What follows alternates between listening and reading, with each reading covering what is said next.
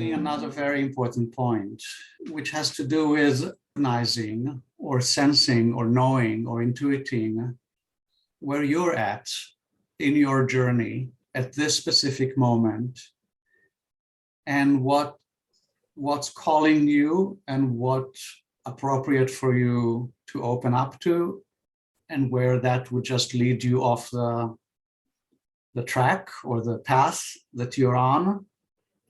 And developing that kind of sense and the trust in one's own intuition.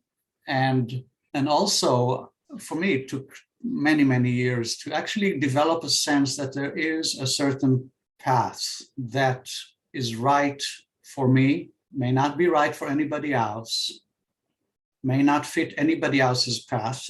And I'm the only one who can know what it is and what takes me on that path and what leads me off that path at any given time. So that may well change, you know, as you at different times, it means different things.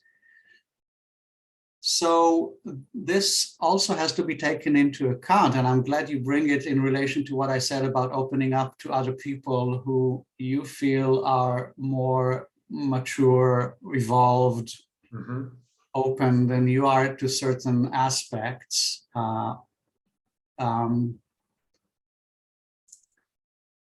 Is I think it's important not to necessarily be overwhelmed by the power and the charisma and the brightness of, you know, such individuals, because as awake or enlightened or realized they may be, they may not necessarily be the one just for us at this specific time on our journey.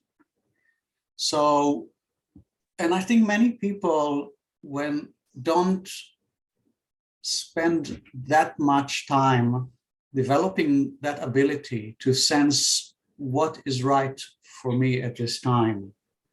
So many people, when they meet the first powerfully charismatic spiritual exemplar or teacher or master in their life, they just are so overwhelmed by their brightness and genius and power. They just, okay, this, I've never seen anything like it. This is it for me. And then they don't go looking for, they kind of go with that.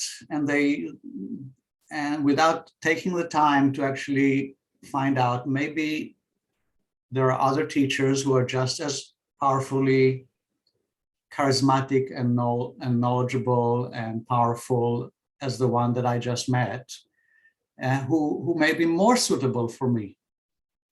How do I know that this person is the best one for me? He may be the best, but he may not be the best for me.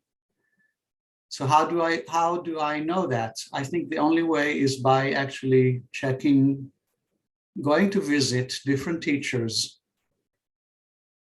or at least at this time or an age, we can just watch them on YouTube and get a very decent sense of the different teachers and the different teachings without leaving our computer.